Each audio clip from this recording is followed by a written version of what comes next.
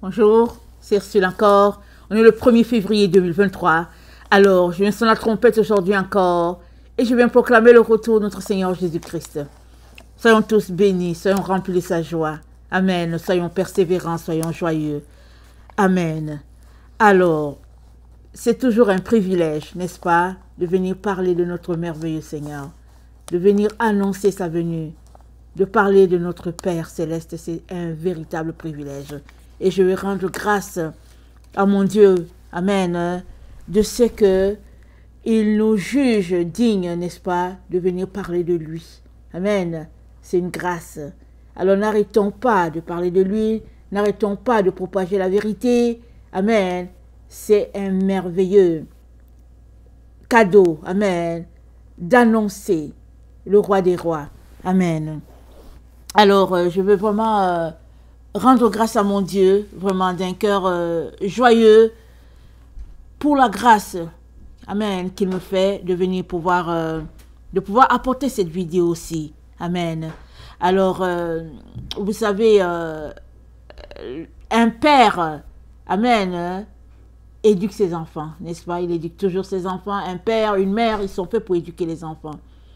Et le privilège est d'autant plus grand quand c'est Dieu le Père lui-même qui nous éduque, qui nous félicite ou bien qui nous reprend dans nos erreurs. Amen. Alors, je me suis retrouvée sur une voie. Amen. Pas parce que je me suis retrouvée sur une voie. Voilà, il faut juste que je dise ça. Je me suis retrouvée sur une voie convaincue que j'étais sur la voie que Dieu voulait. Amen. Parce qu'au fait, j'ai reçu des paroles, j'ai reçu des visions, j'ai reçu des rêves. Et pour moi, ça confirmait toujours que c'était sur le chemin que je devais me retrouver. Amen. Et finalement, le Seigneur m'arrête. Amen. Il me dit, tu n'es pas sur le chemin. Et j'étais sous le choc, n'est-ce pas, de savoir que Dieu me dit que je n'étais pas sur le chemin où il m'attendait. Alors j'étais sous le choc. Je me suis dit, quoi? Qu'est-ce qui se passe? Voilà, tu m'as donné telle parole, tu m'as donné tel nombre, tu m'as donné ceci. Comment se fait-il que je ne suis pas... Comment se fait-il que je ne suis pas sur le chemin, Seigneur, que tu m'as dit, que tu me montres?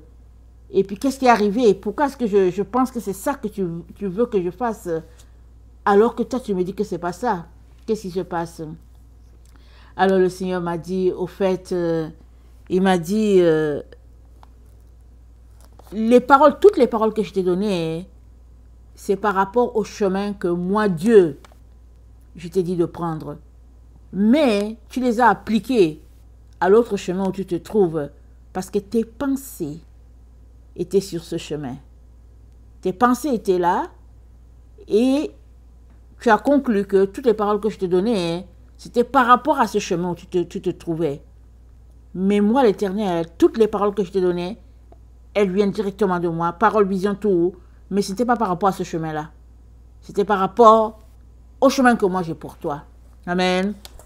Alors, j'ai béni le Seigneur parce qu'il m'a donné l'occasion de corriger rapidement, Amen, l'action que j'avais posée. Il m'a donné de corriger cela et je le bénis, je lui rends grâce en toutes choses. Et il m'a donné Jérémie 17, le verset 9 que je vais vous lire. Le cœur est tortueux par-dessus tout, il est méchant. Qui peut le connaître? Moi, l'Éternel, j'éprouve le cœur, je sonde les reins, pour rendre à chacun selon ses voies, selon le fruit de ses œuvres. Amen.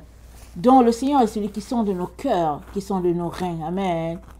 Et, afin que je ne m'enfonce pas, Amen, sur ce qu'il ne voulait pas pour moi, tout de suite, il m'a arrêté.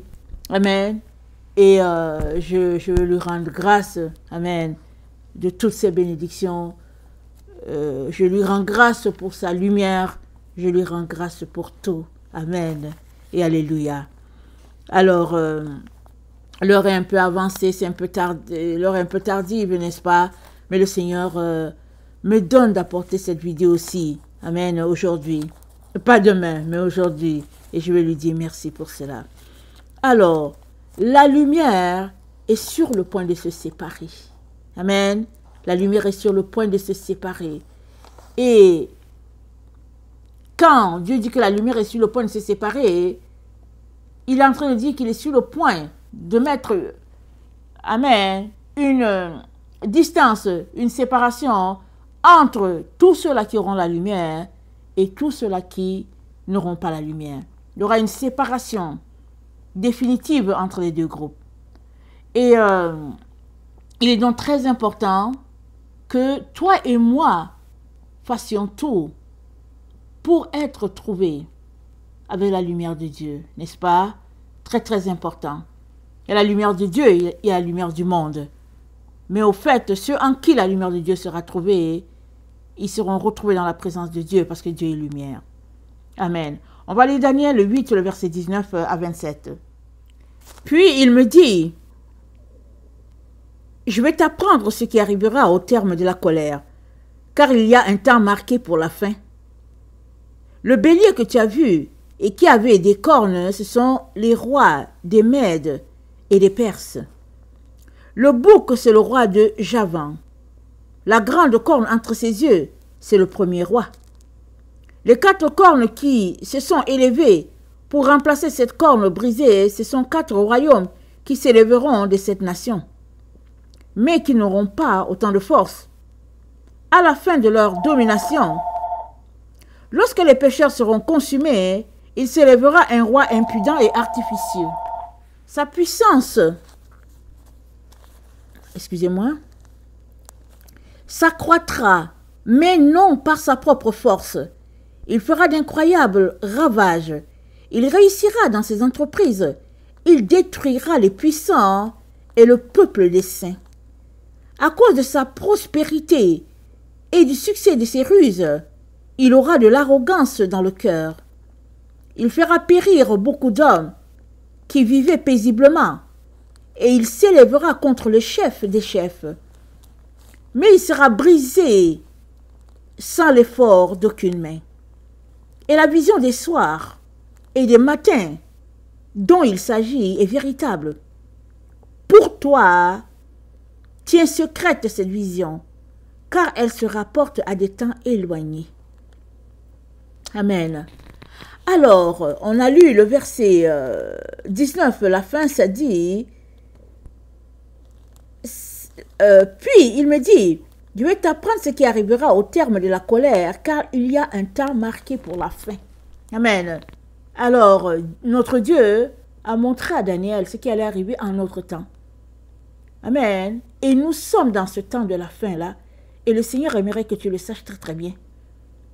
Parce que tout se passe comme si c'est lointain. Tout se passe comme si nous, les humains, on a le contrôle sur le temps dans lequel nous sommes.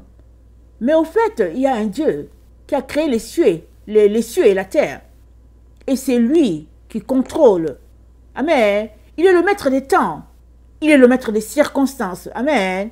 Et il aimerait que tu saches, en tant que sa créature, en tant que son enfant, il aimerait que tu saches que nous sommes arrivés à la fin. Il est donc très important que tu t'assures que ta vie est en règle avec lui. Parce que si ta vie n'est pas en règle avec lui, il y a un problème.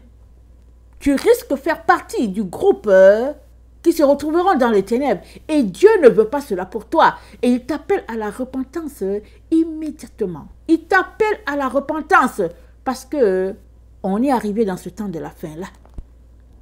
Alors, dans le verset 23, il dit, à la fin de leur domination, lorsque les pécheurs seront consumés, il s'élèvera un roi impudent et artificieux. Les pécheurs seront consumés. Pourquoi? Pourquoi est-ce qu'il faut que les pécheurs soient consumés? Parce que Dieu est en train de changer les choses. Il y a changement de garde.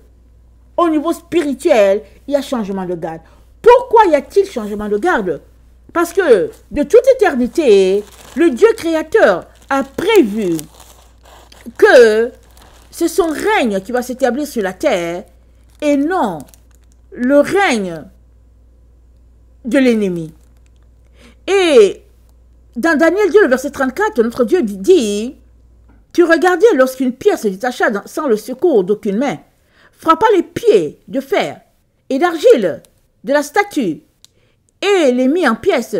Alors le fer, l'argile, les reins, l'argent, l'or furent brisés ensemble, devinrent comme la balle qui s'échappa d'une aire en été. Le vent les emporta et nulle trace n'en fut retrouvée. Mais la pierre qui avait frappé la statue devint une grande montagne et remplit toute la terre.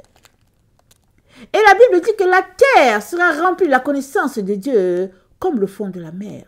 Ça dit que toute la terre sera saturée de la connaissance de Dieu. Toute la terre sera saturée de la présence de Dieu. Il n'y a pas un endroit où Dieu ne sera pas présent. Tout le monde, les créatures, la végétation, tout le monde sera saturé de la présence de ce Dieu-là. Amen. Et nous sommes dans le temps où c'est la fin, amen, du règne où ce n'est que ténèbres, ce n'est que méchanceté, ce n'est que cruauté, amen, pour, amen, le règne de Dieu. Amen. Voilà où nous sommes dans ce croisement-là. La fin d'une chose, le début d'un autre. Et Dieu n'aimerait pas que tu sois trouvé à être son ennemi, parce que tous ses ennemis vont périr devant lui. Tous ses ennemis, ils ne seront plus trouvés devant sa face. Mais ceux vivant devant sa face, ceux-là qui l'auront reconnu comme Père, comme Sauveur, comme Maître, ceux-là qui seront humiliés devant lui, ils seront à toujours avec lui. Voilà pourquoi Dieu t'appelle en ce jour à reconnaître ton état d'homme pécheur qui a besoin de Dieu et à te tourner immédiatement vers lui. Il t'appelle à te détourner des mauvaises manières de penser, des mauvaises manières de faire, et puis de pratiquer. Amen.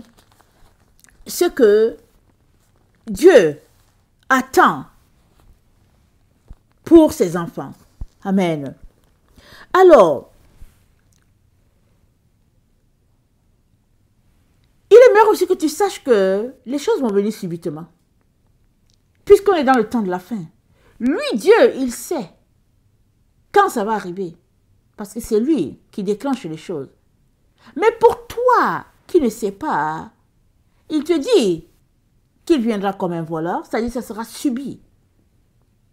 Et quelqu'un qui va en voyage, il se prépare, n'est-ce pas? Il se prépare toujours. Et il est important que tu te prépares. Parce que c'est un inconnu. Comment Dieu va faire les choses, tu ne sais pas. Il te donne les grandes lignes en te disant, je suis Dieu. Et une relation avec moi. Tu seras protégé. Mais si tu n'as pas une relation avec Dieu et que tu estimes le temps lointain, alors que le temps est là, tu seras tout simplement pris dans le tourbillon et incapable de sortir de là. Amen.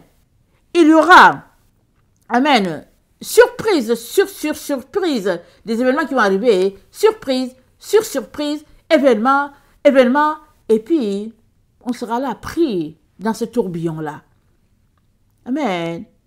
Et Dieu aimerait que tu saches que c'est contre les enfants de Dieu que toutes ces choses-là se passent. Pourquoi? Parce que c'est un combat de la lumière, amen, contre les ténèbres. Ou bien un combat des ténèbres contre la lumière. Parce que Dieu a dit, j'ai mis devant toi le bien et le mal. Choisis le bien. J'ai mis devant toi la vie et la mort. Choisis la vie.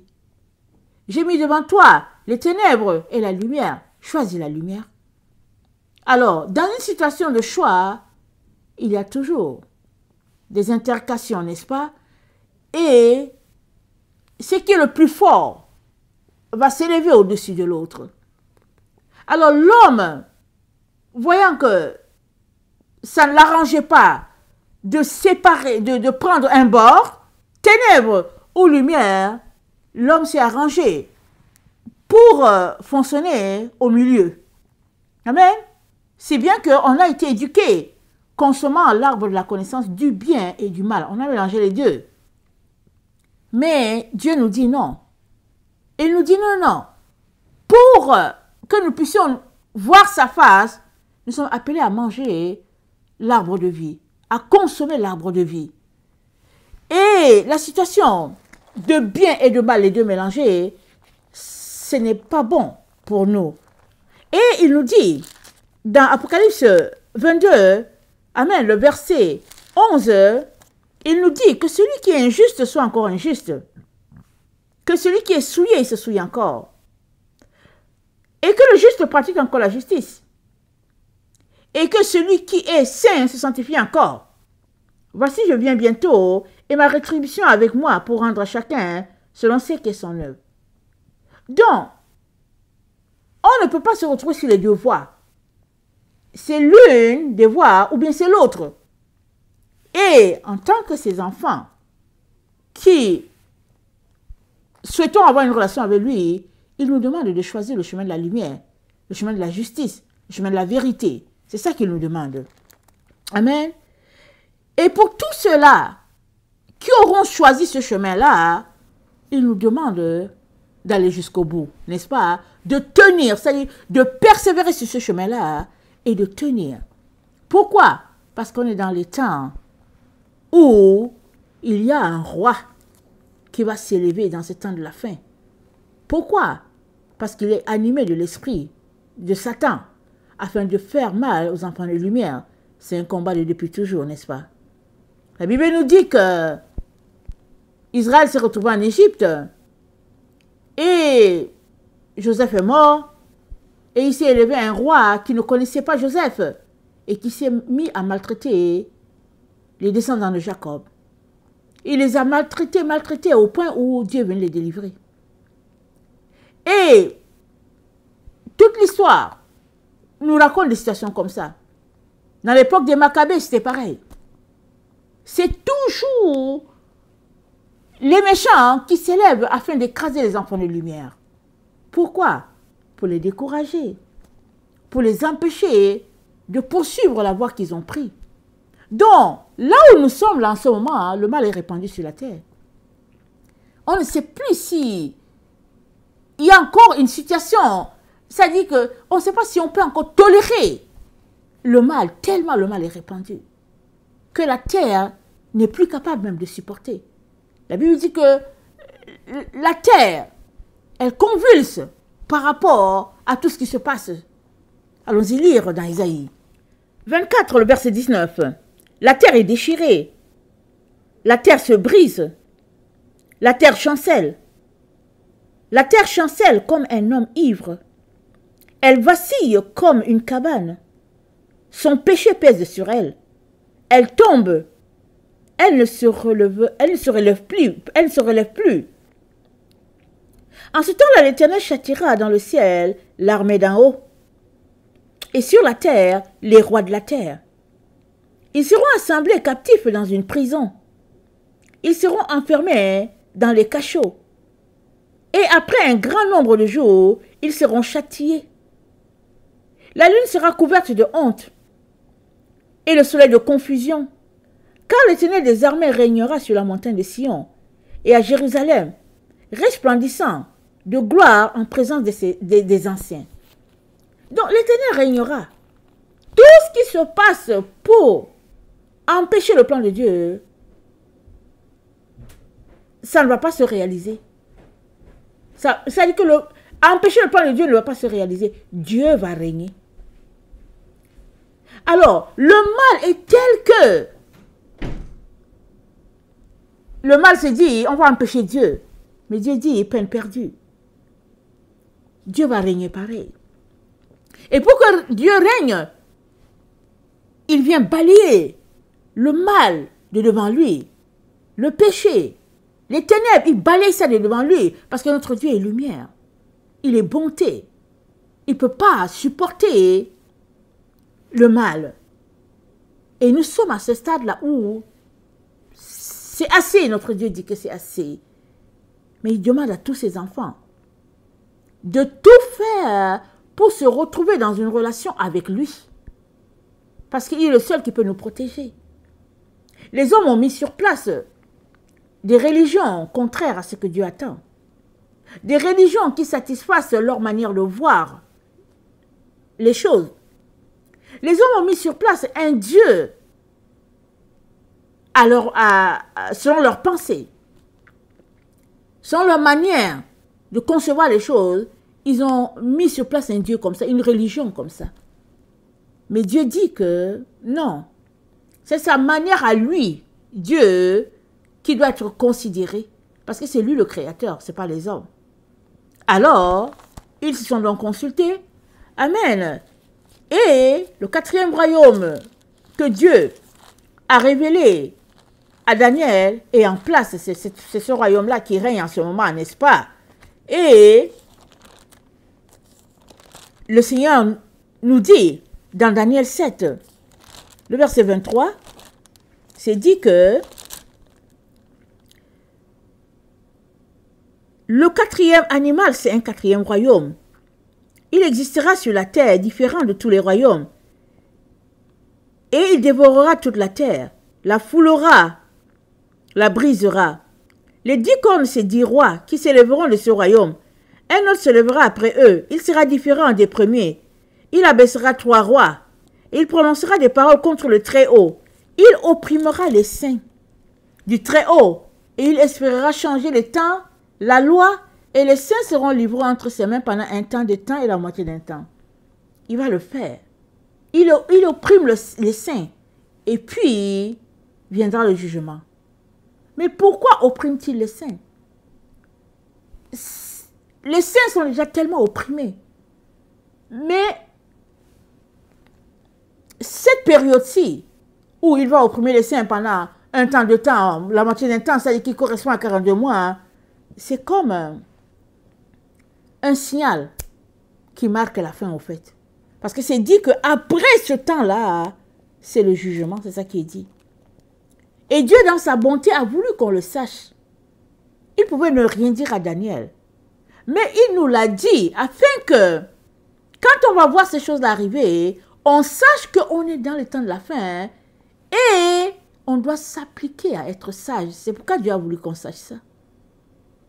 Alors les choses sont en train de se passer sous nos yeux, au fait.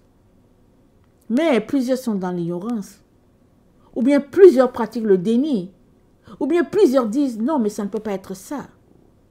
Mais on est bien dans le temps de la fin. Et dans Apocalypse 6, le verset 9, on est ici en face de ce qui est sur le point d'arriver, n'est-ce pas, sur notre terre. C'est dit,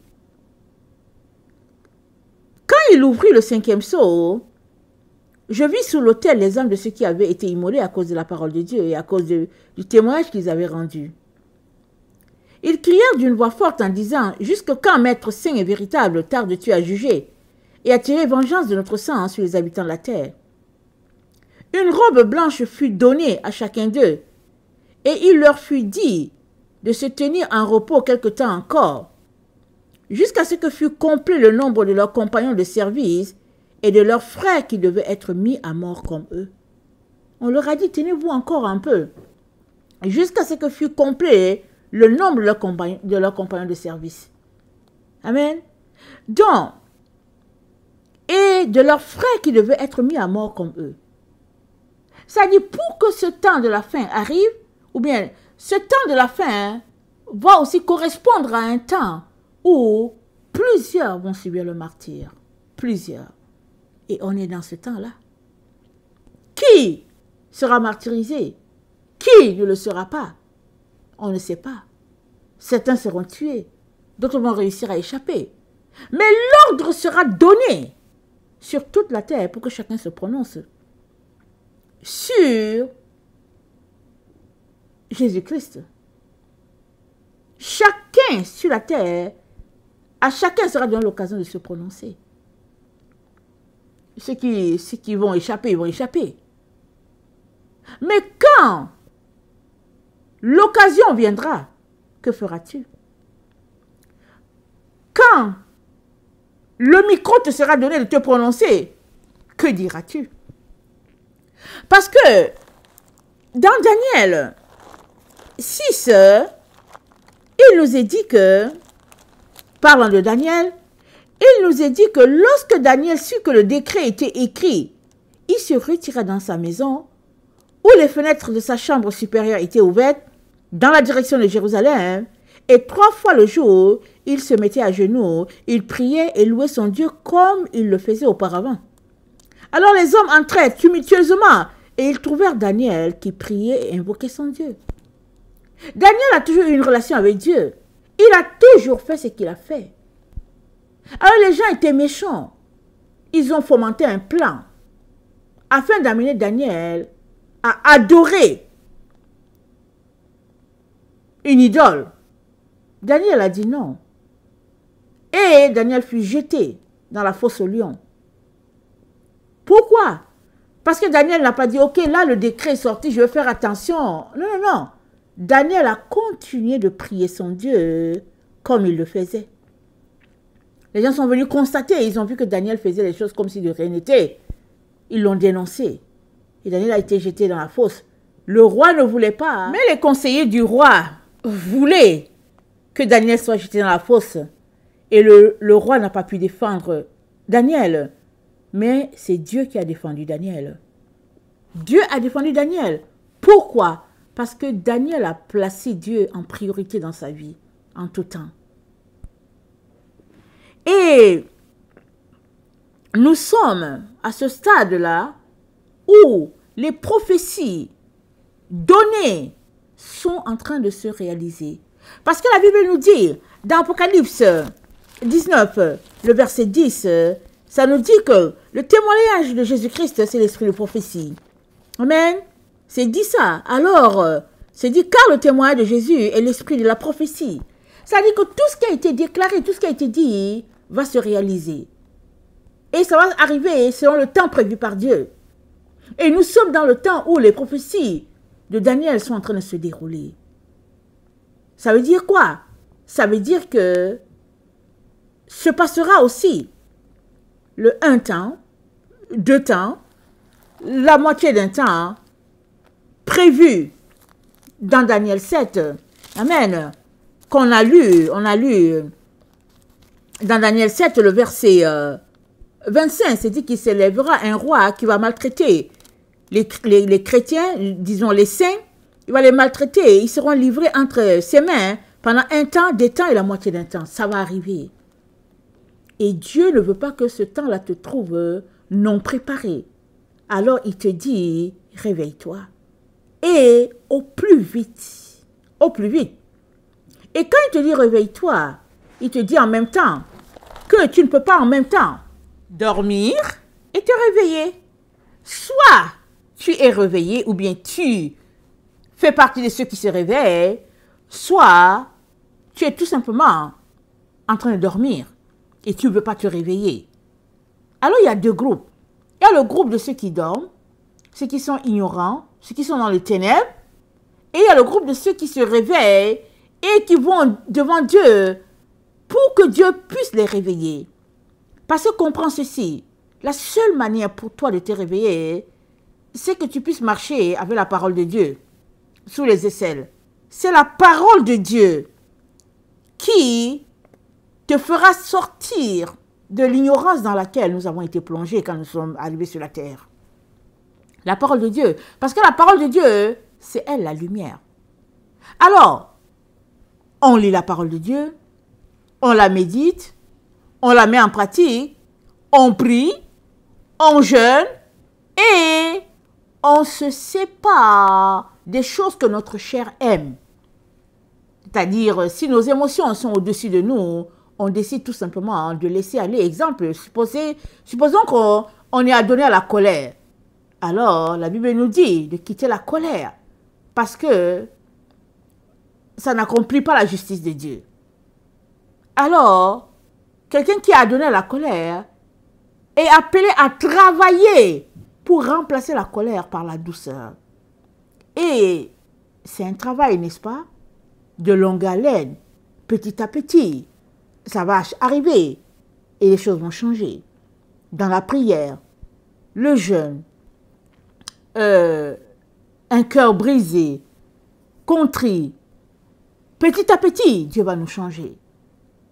Mais on ne peut pas en même temps être en train de courir après les choses du monde et en même temps être en train de faire les choses de Dieu. C'est pas possible. C'est pas possible. Voilà pourquoi Dieu, dans son grand amour, nous appelle à changer in extremis et puis au plus tôt. Parce que les choses sont en train de se dérouler sous nos yeux. Les choses courent. Les choses, ça défile. Et on n'a pas le contrôle sur ce qui arrive. Et dans Romains 8, le verset 8, c'est dit, « Or, ceux qui vivent selon la chair ne peuvent pas plaire à Dieu. » On ne peut pas plaire à Dieu si notre manière de vivre, c'est juste pour satisfaire notre égoïsme. On ne peut pas plaire à Dieu. Et Paul a dit quelque chose de très poignant et qui est toute une leçon pour chacun d'entre nous. Dans Philippiens 1, le verset 21, Paul dit ceci. Amen, excusez-moi, je vais trouver mon texte. Philippiens, le verset 21, Paul dit, « Car Christ est ma vie et la mort m'est un gain. » Est-ce que toi et moi pouvons dire que Christ est notre vie? Si Christ est notre vie, alors Christ doit être notre seule passion. Il doit être notre seule raison de vivre. La Bible dit quoi? Là où est ton trésor, là sera ton cœur. Si Christ est notre trésor, notre cœur est là où il y a Christ. Si notre cœur est ailleurs, c'est que ce n'est pas Christ notre trésor. C'est l'endroit où est notre cœur, c'est là-bas que se trouve le trésor. Voilà un bon test pour toi aujourd'hui. Très souvent, on dit que oui, Seigneur, je t'aime. Oh, Jésus, je t'aime. On dit ça souvent. Mais l'endroit où se trouve notre cœur, c'est cette chose-là qu'on aime. C'est cette chose-là. Est-ce tout ce que je te dise la vérité? Si Christ est ton trésor, en tout cas, tu as besoin de quoi? Voilà pourquoi Paul dit, Christ est ma vie, la mort m'est un gain. Et dans Philippiens 2, le verset 5, Paul dit, ayant en vous le sentiment qui était en Jésus-Christ, lequel existant en forme de Dieu n'a point y regardé comme une proie à l'arracher d'être égal avec Dieu, mais s'est dépouillé lui-même en prenant une forme de serviteur, en devenant semblable aux hommes, ayant paru comme un simple homme, il s'est humilié lui-même, se rendant obéissant jusqu'à la mort, même jusqu'à la mort de la croix. C'est pourquoi Dieu l'a souverainement élevé et lui a donné le nom qui est au-dessus de tout nom, afin qu'au nom de Jésus, tout genou fléchisse dans les cieux et sur la terre et sous la terre, et que toute langue confesse que Jésus-Christ est Seigneur à la gloire de Dieu le Père. Ainsi, mes bien-aimés, comme vous avez toujours obéi, travaillez à votre salut avec crainte et tremblement. Non seulement comme en ma présence, mais bien plus encore maintenant que je suis absent. Car c'est Dieu qui produit en vous le vouloir et le faire selon votre bon plaisir, selon son bon plaisir.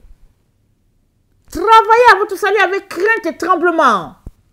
C'est à ça que nous sommes appelés. Travailler avec crainte et tremblement. Est-ce que c'est là que nous sommes rendus? C'est là que nous devons être rendus.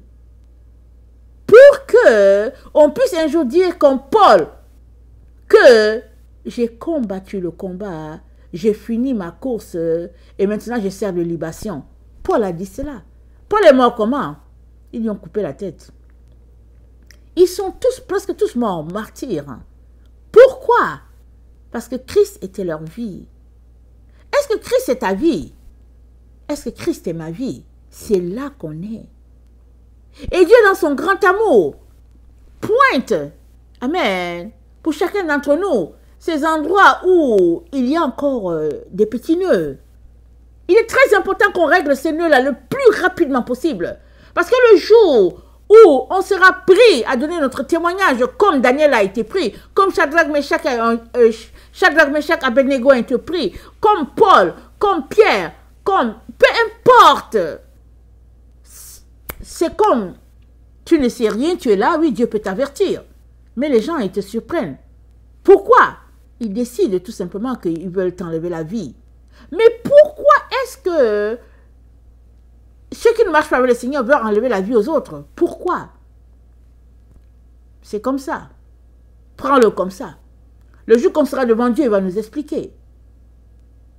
Et Dieu trouve son amour, sa joie dans ce que ce soit la mort, que ce soit la vie, rien ne puisse nous séparer de l'amour de Jésus. C'est comme ça que Dieu reconnaît ses enfants. C'est pas qu'il veut qu'on nous tue. Non, non, non, c'est pas ça. Mais si la mort vient, vas-tu te tenir comme Shadrach, Meshach et Abednego pour dire, oh roi, tu peux faire tout, mais nous on va pas adorer ta statue? Ou bien vas-tu seulement te plier à ce que tes détracteurs vont demander de toi? Il faut que je te dise une chose que le Seigneur m'a dit. Il m'a dit, il y a beaucoup de ses enfants qui vont le renier. Beaucoup de ses enfants vont le renier. Mais, je viens t'encourager, toi qui m'écoutes, à bâtir ta relation de telle sorte que tu ne puisses pas le renier. Et c'est le temps où, plus que jamais, c'est ce temps-là. C'est ce temps-là où tu dois tout faire pour te tenir dans l'intimité avec ton Seigneur. C'est ce temps-là. Où tu dois l'aimer dans l'intimité. Où tu dois venir rester tout simplement pour dire, Jésus, je veux juste être là, c'est tout. C'est tout. Je veux rien d'autre. Je veux juste être dans ta présence. C'est le meilleur moment. Les meilleurs. C'est pas quand il y a une pression qu'on dit, oh Jésus, je t'aime, Jésus, je t'aime. Non, non, non. Au moment de la pression, des grandes pressions, c'est pas le moment où on va dire, Jésus, je t'aime. La pression est telle que c'est ce que tu as bâti sans la pression qui va tenir. Et c'est maintenant que tu viens tel que tu es. Tel que tu es. Pour dire, Jésus, tel que je suis, sans rien à moi, sinon ton sang versé. Tel que je suis, sans rien à moi, sinon ton sang versé pour moi. Et ta voix qui m'appelle à toi, agneau de Dieu, je viens, je viens. C'est ça, sans rien d'autre que Christ et son sang précieux et son amour, rien d'autre. Dès qu'il y a autre chose qui occupe sa place, c'est fini. Il passe en deuxième position. Mais Christ doit être notre priorité. Christ doit être notre trésor. Et pour cela, on a besoin de nous engager. Amen. Et de réitérer notre amour à notre Seigneur à tous les jours. Et de nous tenir, corps, âme et esprit, au pied de la croix, à tous les jours, pour ne pas être conduit loin. C'est incroyable les attaques spirituelles que nous avons. C'est incroyable les esprits démoniaques autour. Les ténèbres sont telles que c'est quelque chose. L'intensité des ténèbres a augmenté. Et il faut toujours demander 2, 3 fois au Seigneur pour dire, Seigneur, est-ce que c'est toi? Ou bien est-ce que c'est quelqu'un d'autre qui parle? Seigneur, mais est-ce que c'est toi vraiment, Seigneur? Tellement les esprits imitateurs sont là. Tellement. Et ce n'est plus le temps pour nous de faire un choix, deux choix. Non, c'est juste le temps d'avoir Christ, notre seul trésor, c'est tout. Daniel 12, le verset 8 dit, « J'entendis, mais je ne compris pas, et je dis, « Mon Seigneur, quelle sera l'issue de ces choses ?» Il répondit, « Va Daniel, car ces paroles seront tenues secrètes et scellées jusqu'au temps de la fin. Plusieurs seront purifiés, blanchis et épurés. Les méchants feront le mal, et aucun des méchants ne comprendra. Mais ceux qui auront de l'intelligence comprendront. Depuis le temps où cessera le sacrifice perpétuel et où sera dressée l'abomination du dévastateur, il y aura 1290 jours. Il y aura 1290 jours. On est dans ces temps où les choses sont en train de se passer. Si tu vas devant Dieu et que tu lui demandes, il va t'aider. Il va enlever les écailles de tes yeux. Mais si tu t'amuses à dire que oh, c'est lointain ou bien c'est je crois pas, alors ce sera dommage pour toi. Moi, je viens te dire, on est dans les temps. On est dans les temps. Prends ça et cours devant Dieu. Supplie-le de t'aider. Il va t'aider. Pourquoi? Parce qu'il veut que tu sois sauvé. Il veut que tu sois épargné. C'est ça qu'il veut pour toi. Parce que le verset 3 de Daniel 12 dit, « Ceux qui auront été intelligents brilleront comme la splendeur du ciel, et ceux qui auront enseigné la justice à la multitude brilleront comme les étoiles à toujours et à perpétuité. » Mais qui sont ceux-là qui auront été intelligents? C'est toi et moi qui avons choisi de marcher avec Jésus.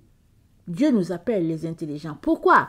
Parce qu'on a décidé de marcher selon sa sagesse, selon son intelligence.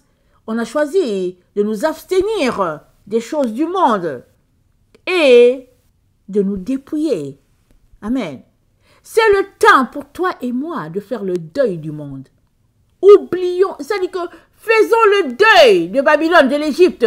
Pleurons seulement, quittons ces choses-là. Quittons. Disons-lui, Seigneur, tout est bien pour moi. C'est pas grave. Si je n'ai rien, c'est pas grave. Que Christ soit notre seul trésor. C'est la seule manière pour nous d'arriver. C'est la seule manière pour nous d'arriver. Voilà. Que le Seigneur bénisse sa parole.